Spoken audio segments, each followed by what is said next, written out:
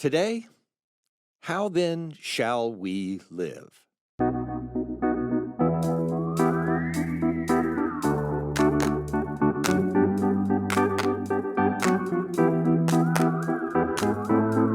Welcome to Coffee with Creamer, where you get to sit down with our host, Dr. Barry Creamer, for a conversation about faith, life, and culture.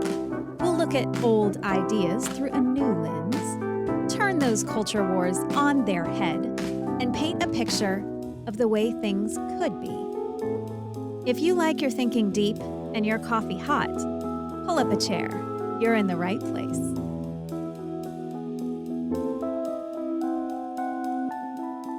I'm sure you recognize the title from Francis Schaeffer. A lot of people have pursued that avenue. I'm not going down that road exactly, but it is the same question that we have to ask. And about that same topic, how as believers are we supposed to live in a world that's not full of believers? And we're dealing more and more with that reality. I mean, it's always been the reality, but we're dealing more and more with that reality as we observe the changes in our culture right now. And again, I don't think there's that much change in the truth of that condition, that we've lived in a world that's not primarily of believers. But our recognition of it is at least coming to bear on us now more than ever before. So, when I was in junior high and high school, I debated. This was my background. I've mentioned this before. And I thought, so as I look back on it, what I thought it was teaching me at the time, obviously, was just how to win an argument, how to win outright, how to destroy the opponent, So as a junior high or high schooler, I've mentioned, my debate partner and I were good enough, and we certainly thought we were good enough, but I mean, our win record said we were good. We had a goal of just annihilating the other side. We didn't want to win. We wanted them to cry. That's how. But this was in junior high and high school. I've certainly gotten past that. And you also learn in that context that you're not really, you're not beating the other side doesn't mean they feel defeated. It means the judge believes you and is convinced by what you have said. And so it's speaking to the audience, not to the opponent. So all of that kind of stuff is what I thought I was learning when I was in debate. And all of that stuff has helped me. I mean, in the sense of being able to communicate ideas. And you may not think I learned anything about that, but you should see it before I was a debater. Anyway, all of those things have been important, and they've helped me. They've helped me tremendously. A lot of people, when I was going through my English degree, when I was working on my MDiv here at Criswell College, when I was finishing my PhD, writing my dissertation, all of those sort of skills in rhetoric and also argumentation and how to handle large amounts of evidence and draw a conclusion. All those things were really important to me. They did help me. I am grateful for those. But what I've realized now I was really learning in debate is quite the opposite. And it showed up for me in the weirdest way back when I was still I was in college. I had just gotten out of high school. And I had stayed over I went to a friend's house early one morning to pick him up, and we were just going to go hang out that day, do something. And his dad came out, had not gone off to work yet. And his dad was a little shady. I mean, not a little shady, a lot shady. I mean, he had some shady businesses and business practices, and he was just sort of I don't know the right word for it, but not close to a con man. I mean, just really lacked integrity in the business world. Super nice guy. You can imagine that made it worse because he could convince people to trust him. But this is my friend's dad, not my friend. And so my friend's dad came out and he was talking, and he's super nice. So I'm just having a conversation with him. And I was telling him about debate and, how I was involved in debate and whatever. And he said, what I don't like about debate, never have, is that it teaches people to see both sides of an issue. So they never learn to really make a decision. And I was thinking to myself, that seems like a weird thing to complain about. I mean, I get that people need to be able to make a decision. That's a really critically important part of leadership in life. But it's also critically important that you be able to understand things from more than one perspective. Unless you somehow think you're omniscient, it could help to gain someone else's perspective. And I did, even in that moment, even just as a college student, think to myself, I'm kind of glad I'm able to step into other people's shoes and see where they'd be coming from, because in debate, you don't get to pick whether you're affirmative or negative most of the time. You get a topic, and the topic is you're in favor of healthcare reform, or you're in favor of whatever. That's the topic or the subject, the issue, the resolution as it's called. But then whether you're defending it or attacking it is assigned to you. Sometimes you're negative, sometimes you're affirmative. And so very often you're arguing against the very plan you would advocate for if you were on the other side. So you really do have to learn where the strengths and weaknesses are in your own arguments and also in others' arguments, which most prominently means you have to learn to see the weaknesses in your own arguments. And I had to learn to see the weaknesses in my own arguments, but also to see where the strengths were in others' arguments. It didn't necessarily mean I agreed with them, and I very rarely did. I was a fairly opinionated person. But it did mean I could appreciate the value behind their argument and not attack straw men or these, weak imitations of their argument, but actually go to the point that was most important. That becomes important for the conversation we're going to have today for reasons that are different than I've talked about it before, that have more to do with the way we have to live in a world where there are always going to be people who are disagreeing with us. And this came to me in terms of a bit of vocabulary, a term that I haven't used a lot lately, and it emerged for me again because I listen to audiobooks all the time. Different people have different learning styles. Some people look down or they frown on this. You're not reading enough books on paper. Well, this is when I'm riding a bike, I listen to my audiobook. When I'm driving 3 hours to go preach somewhere on Sunday morning, I listen to an audiobook on the way there and on the way back, and it's fantastic. So I get all these books down in that way, and that's how I learn. It's different from how other people learn, but it's how I learn. If I hear something, then I've learned it, and I synthesize it while I'm listening to it. So it becomes embedded in me, which is risky because I very often forget where I got it. But I do give credit. I read somewhere. That's where a lot of this comes to me on audiobooks. But I'm an audio learner and listener. This is just how I am. Even when I'm reading a book, by the way, this is by way of confession. Even when I'm reading a book on paper, so I'm turning pages, which is not my favorite way. I read digitally most of the time. But if I'm in a book and turning pages, I find myself, reading with subliminal pronunciations. So I'm pronouncing the words in my head. I'm speaking them audibly. So yes, I am a catatonically slow reader. And it's, it just takes me a lot longer than it takes other people to read things. Now I'm not saying that embarrassingly. It can seem embarrassing when everybody else is ready to turn the page and you're like, oh, just give me like 5 more minutes, y'all, and I'll be ready to move to the next slide. But I do know it once I'm finished with it. That's just how I learn. We learn differently. So anyway, I'm listening to this audiobook on Eisenhower right now, Eisenhower and War and Peace, by, I don't know if it's John Edward Smith, how you pronounce his name. But it's really good, very insightful. It was written a few years ago, back in the Obama administration, I think. Anyway, it covers Eisenhower, his life, his presidency, and the time that he led during World War II, especially.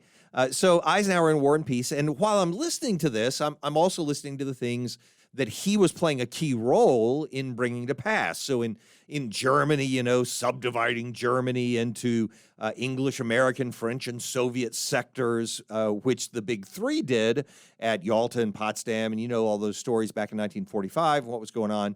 If you don't, go read a book and explore it. It's fascinating how it took place.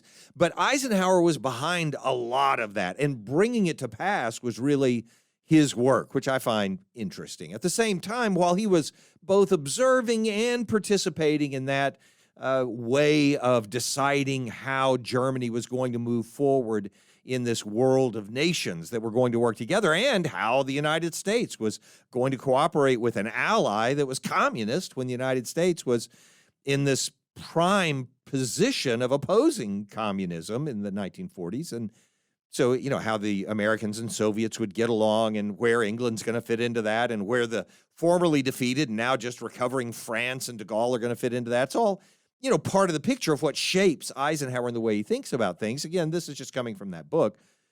And in that moment, I was thinking to myself, this is shaping him because, this is just in the back of my head, I'm thinking, because eventually you have to realize you need a modus vivendi, this Latin term for a method of continuing your life with people you don't necessarily agree with. It's a term. I mean, it's a term that just means way of living, but it's a term that's been used historically in Christianity to describe how believers think about living among those who are not in agreement with them. How do you live in an empire that's anti-Christian when you're a Christian? Much of the New Testament is written about that. But then how do you live in a world where even if the emperor is a Christian, not everyone else has faith in their own life, that they're living out? How do you live in a world where you're governed by, Muslims, for instance?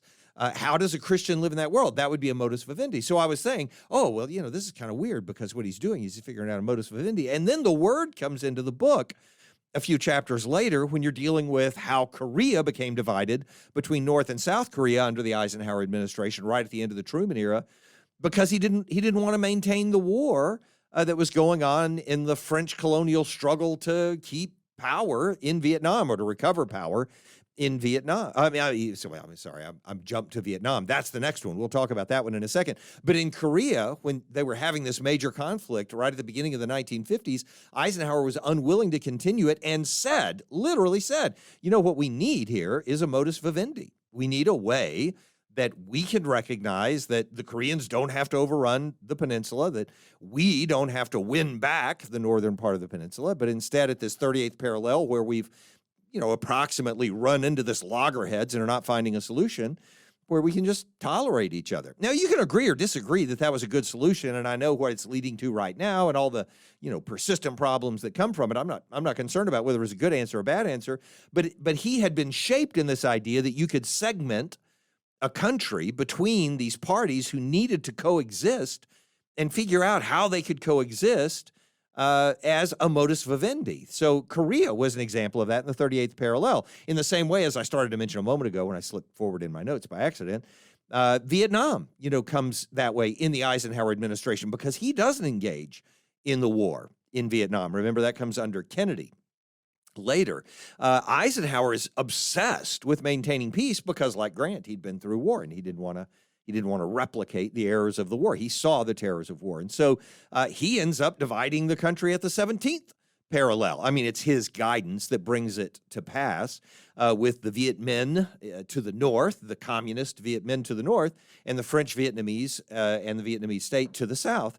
And Eisenhower's reasoning about it is really simple, that there are only really two options for what's going to happen in the conflict. Either the French are going to win outright, but that would require tremendous losses. I mean, a much steeper commitment of not only French lives, but American lives and British lives and others who would have to compete in the warfare as well, or participate in the warfare as well. And so there's that. The French win at this tremendous cost, or the communists win outright. We just back out, and they went outright. And then the domino effect, as we referred to it back then. And I don't even know whether that was true or not. And again, I'm not saying this is good policy or bad policy, but I am saying it's where this term came up for me again, the modus vivendi. And this was the option that Eisenhower put down instead. He said, no, instead of either of those two unacceptable options, what we should do is find a way that these people can coexist without constant warfare. And so we'll create a dividing line, and we will observe this standard, this treaty around this dividing line, and that will be our way of living, our modus vivendi, how we're going to get along. And so I as I'm hearing all this and thinking about it, I'm thinking, we are constantly having to deal with what modus vivendi has meant for us as believers for so long. We have constantly had to deal with the reality that we live in a world where people disagree with us, and we have to decide how we're going to reconcile that, how we're going to live in that world, what our method of living is going to be. And so that's what I want to address. What is our modus vivendi in this world? What is our responsibility, and what's our method for living out our Christianity in a way that's consonant with Scripture, but recognizing the reality of this world that may or may not care about the things that Scripture says? And so there's a really, by the way, there's a really shallow way that we deal with this. And I don't mean shallow as insulting to everybody who holds it. I just mean all of us kind of go through this way of thinking about it. And I'm throwing myself in the lump here. We all do this, in which we say, and we trivialize it to this phrase, well, so in this world where there are so many sinners and our job is to represent the good news, we will say, well, it's my responsibility to love sinners, but I don't have to love their sin. So I love the sinner and I hate the sin. That's what we say. And so I can hold my ground and, be steep in my pronouncement of judgment and so on. Now, if you really want to hear a conversation or participate in a conversation about that question, how are we supposed to relate to sinners? Do we judge the sin? Are we not supposed to judge the sin? I'm going to speak about it very briefly here, but I'm just going to fly through it. But if you want to go and hear a real conversation about it, it's in episode 21. So at barrycreamer.com, you can find our previous episodes. However you're downloading your podcast, if you go back and look up the episode that's called Meek and Wild, about what Jesus actually does in his practice of judging people or giving grace or forgiveness to people, hence the name Meek and Wild. When is he throwing tables and when is he extending grace? Then I would encourage you to go back and listen to that episode. But the idea that we love the sinner and hate the sin, ultimately for anybody who, and all of us sort of realize this pretty quickly, it's not sustainable in terms of how we read Scripture. That idea isn't something we can always defend. Because in Scripture, sinners are judged. And I'm not even saying ontologically, although I believe it. I believe it's absolutely true that this is what happens. But in Scripture, it's clear, the way the Bible is written, sins are not judged, sinners are judged. Sinners are judged because of their sins. Deceit, for instance, is not cast into the lake of fire. Deceivers are cast into the lake of fire. And so the idea of segregating judgment of people from judgment of actions, doesn't quite work that way. And all of us, we'd like to be able to do that. We'd like to be able to objectify the content of our arguments and separate it from the people. But, if you say to a person, your idea is dumb, it doesn't take a lot of thinking for that person to conclude that you think they're not very bright. Because if their idea is dumb and it's being housed in their mind, it's really... So I get it. I say it all the time. Look, I'm not criticizing you. I'm criticizing your argument. But if a person's really holding that argument, it's very difficult to say, this is how I extracted the argument from your soul and separated it from my opinion about you. It's really hard to justify that. And biblically, it's impossible. Because in Scripture, the sinners do end up being judged. And not even at the end of time. Even on the way, sinners end up being judged very often. So it's biblically unsustainable. It's also, though, empirically unsustainable. Christians throughout history have had no qualms whatsoever about judging sinners. And believe me, sinners have noticed. Their critique of the Crusades is their recognition that Christianity en masse has had no problem slaughtering sinners in the process of history. I understand that there's more complexity to that story than just one side, but our side is the side I'm looking at right now, and I'm a Christian. And we have not separated the sinners from their sin. In the same way, the Spanish conquistadors and the priests who traveled with them, the way that they dealt with Native American populations in the Southwest, they had and so look, I'm not sweepingly condemning every single person. I don't know what every single person did, but I know what happened in the Southwest, and I know what happened in those communities of Native Americans that were in the Southwest. There was a convert or die expansion strategy for the kingdom of God. Join the kingdom of God, or we'll slaughter your people. And so they became Catholic or they became dead. And I'm not saying that happened in every village, but it happened in a tremendous number, enough that it is often referred to as a genocide, and justifiably so. And by the way, as a side note, there is another confusion that sort of goes with this. And this is a side note altogether, but on the way, I've got to mention this, and then I need to do a whole episode on this. We confuse things sometimes. So like when I bring up the Native Americans, people will respond to me by saying, yeah, well, did you know what they were doing? These people were going and slaughtering each other, and they were practicing cannibalism, and they were doing terrible things. So this is a confusion that we have. And it is thinking that an injustice that's been perpetrated is somehow made less important by the unrelated injustices of its victims. It doesn't matter how bad another person is if I'm the one committing an injustice. I'm still being unjust to them. And no matter what they've done, I don't have the ability to sweep under the rug the evil that I'm perpetrating. And so let's not confuse the issue by saying, yeah, but sinners, they've really done all of these terrible things. Maybe so. And my statement that the conquistadors were committing injustices in their way of sweeping through the American Southwest, what we now refer to as the American Southwest, that when I say that, I'm not valorizing Native Americans. There were valorous Native Americans and there were villainous Native Americans, just like there are that among all peoples. So, you have to separate that out. Okay, so anyway, there's this trifling manner of how we deal with judgment, of just saying, oh, but I'm not judging sinners. I'm not condemning people. I'm just talking about their sins. But we know we can't really maintain that distinction, either biblically or empirically, because we haven't ever done that.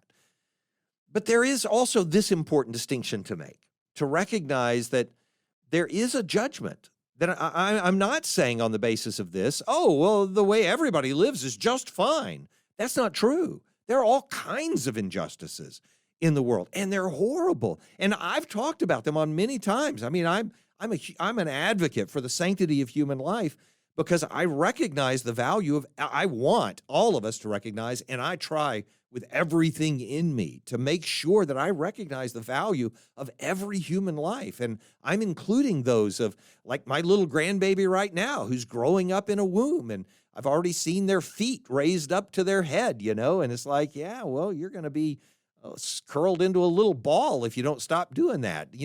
That's how they look. I'm looking at that baby, my grandbaby, and I care about that life. Injustice to me is discounting that life and acting as if it should not be protected. I'm happy to talk about any of that stuff. I'm not pretending there's not a reason for judgment to come into the world. I know that there is. I know that there's been enough evil in the world that somebody's got to do something about it at some point.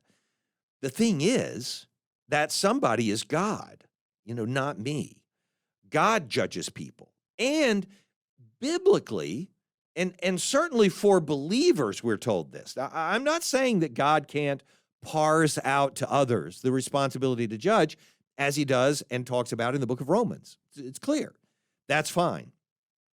But to believers, he makes it clear. He says to us, not only does God judge people, only God judges people.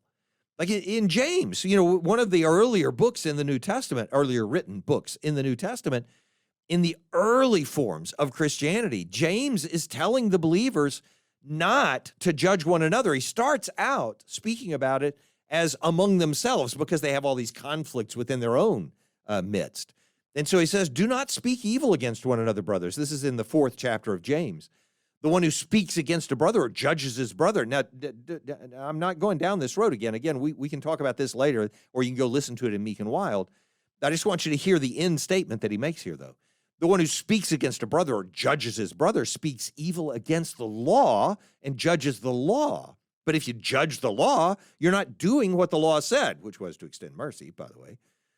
You're not a doer of the law, but a judge. There is only one lawgiver and judge, he who is able to save and to destroy.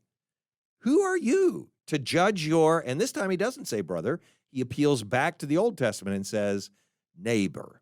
And we get the idea. Oh, this is part of loving your neighbor. To say somehow I've converted judging my neighbor into loving my neighbor. Well, it's not loving to let them get by with living this self-destructive lifestyle.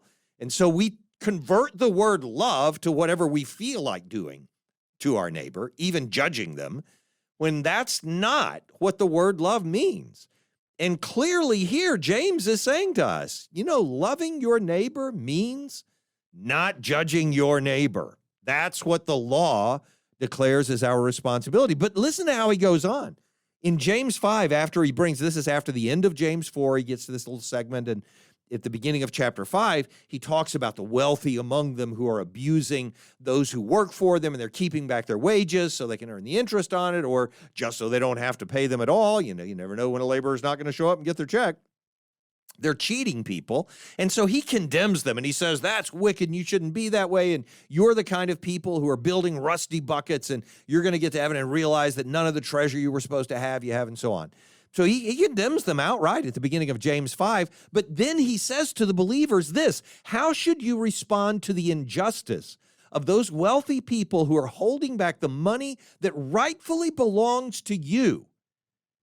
Does he say, oh, teach them a lesson, tell them about economics, you straighten them out, those wicked people? Not at all. This is what he says to the believers who are being legitimately cheated by these wealthy people. He says to the believers, be patient, therefore, brothers, until the coming of the Lord.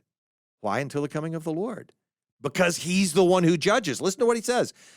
See how the farmer waits for the precious fruit of the earth? He uses the illustration, by the way, that comes directly from the injustice, because they've been working in fields where the wealthy landowners have not been paying them. And so they haven't gotten the produce they were looking for. And he says, but it's like that seed you planted. The seed hasn't come up either, but you'll get your fruit. God will take care of you. So he says, I mean, it's really a brilliant passage. Anyway, he says, I mean, not that any of them aren't brilliant, but I mean, you can see the brilliance in this one so clearly.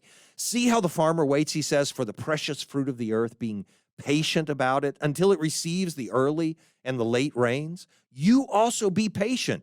Establish your hearts, because the coming of the Lord is at hand. Don't grumble one against another, brothers, so that you may not be judged. Behold, the judge is standing at the door. As an example of suffering and patience, in other words, you're suffering, and I'm telling you to be patient. You want an example of that? Take the prophets who spoke in the name of the Lord. He says to the believers, James, to this early group of believers, he says, be patient, tolerate the evil that's coming against you right now, because their judge is standing at the door. You don't have to, and your judge is standing at the door. And if you try to become the judge, then you're not doing what the judge said for you to do. You're doing the things the judge told you he would judge you for. So don't do that. Back up. So the important distinction is that we're not left with the prerogative of judging the sinners around us. What we're left with is loving the sinner, period. That's what we're given the responsibility for. And that's not a surprise, given the great commandment. That is the great commandment. Love your neighbor and love the stranger as your neighbor. That's how it's given to us in Leviticus 19, and that's what Jesus refers to. Okay, so all of that said, how does this play out in the way we actually practice our Christianity in the world? And so I just want to give you a couple of examples and then draw a conclusion.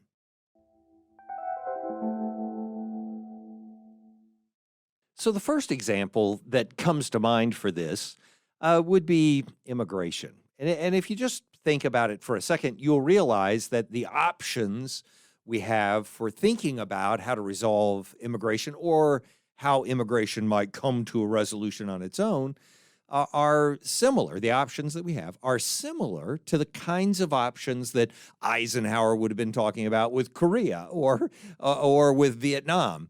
They win, we win, or we find a modus vivendi. And that's what I'm presenting here, for instance, in this case, regarding immigration. So the options that we have here, let's consider a couple of them. There are different ways of thinking of this, but I think this is one reasonable way to characterize how some people would think of it. So number one, there is they win. And by that, I mean, let's call they the immigrants. The immigrants win.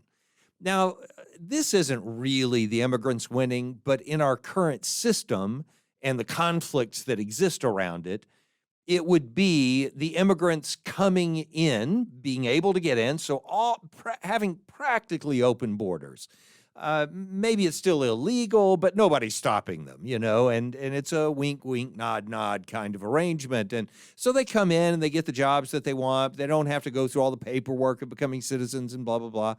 So immigrants get to come in because we need them. We need them for the work and so on like that. But they function as a different kind of member of society than those who were born here. In that world, that scenario, which really prevailed a lot over the last 30 or 40 years, maybe since the Reagan amnesty, maybe just before the Reagan amnesty, it was already that way in some ways. That approach is a way for some people to say, oh, well, let's just go back to that. Let's just let immigration work out that way, and that'll take care of all of our economic issues. But there are problems that come with that are the reason that we've had to rethink immigration policy to begin with. I mean, it's a significant part of the reason. There are unexpected problems that come with it, too. So, for instance, human trafficking and abuses of people happen not because there are immigrants present, but because they are living in the shadows as a different kind of member of society. And so, for instance, victims are unwilling to call the police because they don't want to be deported. They don't want to lose their income. They don't want to, be sent home where they cannot earn the money that's supporting their family back home. And so human trafficking flourishes because of that, and abuses flourish because of that. And that's a lot of, by the way, that's a lot of the reason that these sanctuary cities have emerged. Whether that's good, bad, or indifferent, the motivation behind it is very often to avoid that, to say you can call the police and we will do something to protect you. But so that's an unexpected problem that would come, or a problem that comes if if immigration is just going rampant, just anybody comes in that wants to and they get to support the economy, but they live as immigrants. They don't become integrated into society thoroughly. Another problem that comes with it is, by the way, the criminality itself, because they have ready-made primary victims, people who can't call the police. And so you have all of these thefts taking place against other immigrants and abuses of other kinds that you can imagine.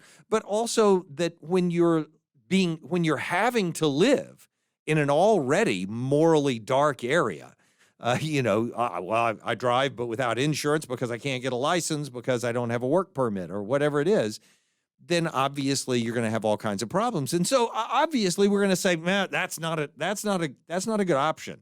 We don't want that. Just like Eisenhower was saying, and it's not a good option for us to have to spend all the lives that it would take to get back the territory in North Vietnam, for instance. The other option on immigration, the second option, we win. So some people would consider we win, meaning there are no more immigrants. So we have a nice, perfect, impermeable wall that keeps the immigrants out. We have deportations for the immigrants and refugees who are already here, and there's no one like that present at all. But that also brings unexpected problems. And not just from the legal immigrants. I don't have time to go all the way into this process, but illegal and legal immigrants reflect a part of this unexpected problem that comes up. For instance, I received an article, I get communications from this group on a regular basis, called the American Business Immigration Coalition, ABIC. And they sent a link to an article. Now, ABIC is a nonpartisan immigrant reform organization. They want immigration reform organization. They work with Democrats, they work with Republicans just to get past the log jam that comes from the way immigration is used as a fodder for political causes. It's not really about resolving immigration problems. It's about stirring up your base on either side. So we're going to let everyone in, or we're going to keep all those people out. And that makes people on the, not just fringes, but on the periphery, on both sides, that makes them happy and it makes them involved. And so immigration is worth more as a political football than it is as something that's resolved and actually dealt with in our public policy, which is a shame, but that's kind of where we are right now. And so ABIC is trying to resolve that and say, well, let's get both sides together and actually produce something that's a better solution. And so this article that I got from the Wall Street Journal an article by Michelle Hackman from April 5th, 2022. It's called Add Declining Immigration to the Problems Weighing on the Labor Market. The point is that we can't find enough laborers to do a lot of the jobs that are involved, including in some of those industries that are affected most by the immigration shortfall that's happened over the last few years, not just because of the policies of previous administrations, but also because of COVID. The attempt that people have made to keep the disease out, regardless of what you think of those attempts. Immigration has gone down dramatically, where normally you would have 1 million immigrants a year coming into the country and supplying a workforce in those industries where immigrants dominate. You haven't had that lately. It's turned to just a trickle over the last couple of years. And that's not the major problem in the labor market. It's just one source of a problem in the labor market. And that's just a recognition that there's a reason that immigrants feel drawn to the United States, not just that they want to live on a mansion on a lake. There's more to it than that. There's also the invitation of the economy for them to be entrepreneurial or create things or to have, whatever. So, but whatever the motivation, they do end up serving the economy in some ways. And obviously, I'm primarily talking about just documented immigrants, people who come in legally and go through all the process. Even that has dried up over the last few years in a lot of ways, and so it's affecting us. My point is that if we try to pick a winner, we are also picking a really heavy cost. That's why there's a conflict over the issue. There's a cost associated with it. And so what we need is what ABIC is advocating for, by the way, a modus vivendi. I don't think they use those words or that term, but that's what we need, a way of living. How do we get along with people? And I don't mean just the immigrants. How do we get along with them? But I mean, how do the people who are advocating for immigration get along with the people who are advocating to build the wall and keep the immigrants out? How do we find a policy that allows both sides to have a coexistence that makes sense without one having to defeat and vanquish and send away the other one? And the answer to this is fairly simple. I say this, the answer is simple. I don't mean the policy is simple. I don't mean the political answer is simple, but we all recognize what would really need to happen, and that is that we would have to decide that we're willing to treat immigrants, people on the other side of the border, as people, as persons, but as persons who are in our society with exactly the same privileges and responsibilities that other people in our society have. And getting it to that point, obviously, is not easy to figure out in terms of policy, but in terms of a basic goal and saying, this is the parallel that divides us. So let's solve the parallel by saying they do have to follow exactly the same laws and they do have to participate in government exactly the same way. They have to pay their taxes. They have to do everything else. Then we've at least started to address a way for us to live together in the culture, in the society. Let me give one that's slightly more provocative, a little more challenging for us to think about, and that's in terms of transgender people.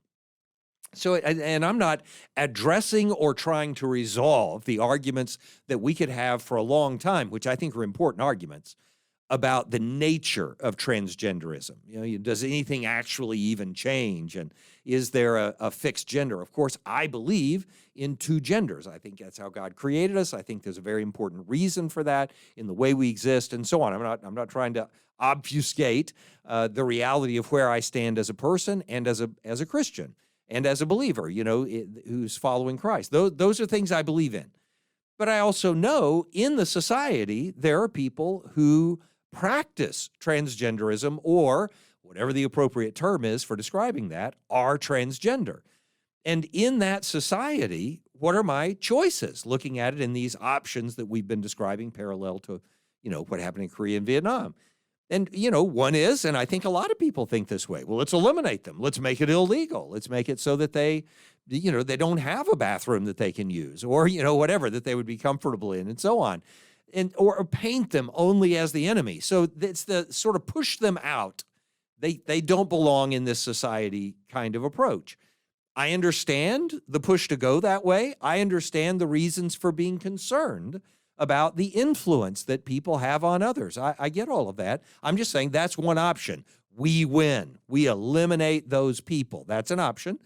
Another option is that we recognize we can't win, and so we withdraw.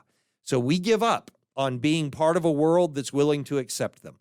So we just say, no, we're not going to do that. We're going to have our own society, and we're going to separate ourselves from them. And there's a secession, a withdrawal from society, form of Christianity that's been batted around for a few years. And some people are sort of taking that approach. And some people take that approach unintentionally. But the idea, sadly, just gives up the public space to be a place where there are no Christians present, or at least none who represent a different view. And so those two options, that's just like saying, well, my two options are the Americans win and take over North Vietnam. Really, it was the French at the time. Or the communists win and the dominoes begin to fall. But then the modus vivendi is the real option. And I would encourage us to pause and realize this, that we can't simply eliminate people, because even when we have and internally, I mean this in the emotional sense, even when we have an emotionally violent reaction to what they're doing, we don't have the prerogative of them simply ceasing to exist. So, what can we do? And the answer in a modus vivendi approach would be to treat them like other human beings, which would mean empathize where there's pain and suffering, pray for their good, because that's what we're told to do. Pray for their good, trust God to deal with whatever he thinks needs to be dealt with, including fixed or changed in that person. But we trust God to do that. Our unwillingness to tolerate others at all is starting to poke through the surface in our culture, not just among believers, among all of us. I mean, people are out to eliminate each other. This shows up in sort of the inverse fashion of people who were saying over the last 20 years, well, if that guy wins the election, I'm moving to Canada. I'm buying an island out in the Pacific to move to. This is the opposite of that. This is that form that comes up and says, man, we're going to have an insurrection, or we're going to have some way to lock these people up because they can't be allowed to do what they're doing. Our unwillingness to tolerate others at all is starting to poke through the surface in our whole society, including among believers, unfortunately, but it's not just among believers. So when people are chanting, lock her up, about Clinton, or prosecutors are pursuing felony charges for anything they can find against Trump, then we've come to a point where we're saying we don't even want them to be free in our society. They disagree with us. We are not willing to tolerate them at all. Now, we know the basic rule here that we ought to be applying is treating others as being of equal worth, right, with us.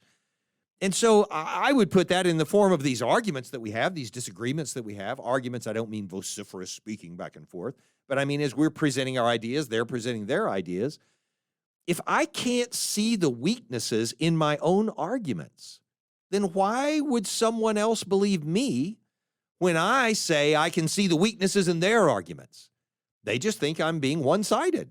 I don't even see the weaknesses in my own arguments. Why would they trust me to see the weaknesses in theirs? And if I can't see the strengths in their arguments, then why would someone believe me when I show them what I think are the strengths in mine? I'm not being fair. I'm not being rational about it. This is the problem when on one side we're talking about the entanglements of the Trump family in Russia, and then on the other side we're talking about the entanglements of the Biden family in China. But nobody who talks about the Biden entanglements talks about the Trump entanglements. And nobody who talks about the Trump entanglements talks about the Biden entanglements. And I'm not sure both shouldn't be talked about. My point is that we're not willing to treat each other with equal respect. So we have to start thinking about that. Look, our desire for others who are in our world, with whom we have to find a modus vivendi, we have to find a way of living, our desire for others, even adversaries to our faith, not just people outside of our faith, I mean opponents, adversaries to our faith. Our desire for others is to be blessed. And that desire for others to be blessed is an essential evidence of our faith. It's the measure of our faith. Peter talks about it. I'll read it as quickly as I can in 1 Peter 3. Well, not as quickly as I can. That would be a blur. But as quickly as I can with some form of articulation. So when Peter is telling believers how they're supposed to live in an environment where they are being persecuted, where they are suffering, he says, well, who is there to harm you if you're zealous for what's good? You just keep doing what's right, and you'll be okay. But then he says, but I know that's not really going to work out in the world. So he says, but even if you should suffer for the sake of right, you will be blessed. Have no fear of them. Don't be troubled. In your hearts, honor Christ, the Lord, as holy, being prepared to make a defense to anyone who asks you for a reason for the hope that is in you. That's not a verse about apologetics. That's a verse about being able to say to someone who looks at you and says, why on earth would you continue believing in Jesus? Why would you continue to believe in Jesus when we've taken all your property and thrown you in jail? And that's when they're supposed to be able to answer and say, well, because I believe Christ is the ultimate judge. And I believe he's the one that I'm going to answer to. And so I trust him. And that's why we're able to have a good conscience. And he finishes all of this. And we do it even responding to those people. We do it with gentleness and respect. He says, because it's better for you to suffer for doing good, if that should be God's will, than for doing evil. All of that in 1 Peter 3. And then he begins chapter 4 talking about how Christ suffered, so we should expect to suffer. And non-believers live these debauched and excessive, extravagant lives, and even self-destructive lives, and lives that are destructive of others. And in response to that, he says, this is our responsibility. With respect to this, they are surprised when you do not join them in the same flood of debauchery, and they malign you, but they'll give account to him who is ready to judge the living and the dead. So they speak evil against you, but you won't speak evil against them. They are condemning you, and they are blaspheming. They're your adversary, but you just refuse to be their adversary because you know they will give an account to him who's ready to judge the living and the dead. It's in that context that Jeremiah is saying in the Old Testament in the same way to the Israelites, to the Jews who were living in captivity. Hey, you're going to be there for a long time, so what are you supposed to do? Seek the welfare of the city where I've sent you into exile, and pray to the Lord on that city's behalf. For in its welfare, you'll find your welfare. You know that verse, Jeremiah 29:7. Everybody's been quoting it lately because it's right. We need to recognize that that's our responsibility as believers in this world. So how do we respond to the evil around us without defending ourselves, without the need to defeat everyone else? By believing God can manage his own judgment in his own time, and that the only reason he hasn't done it already is his desire instead to distribute grace. May we have more of his grace, and may we trust more in him for the judgment.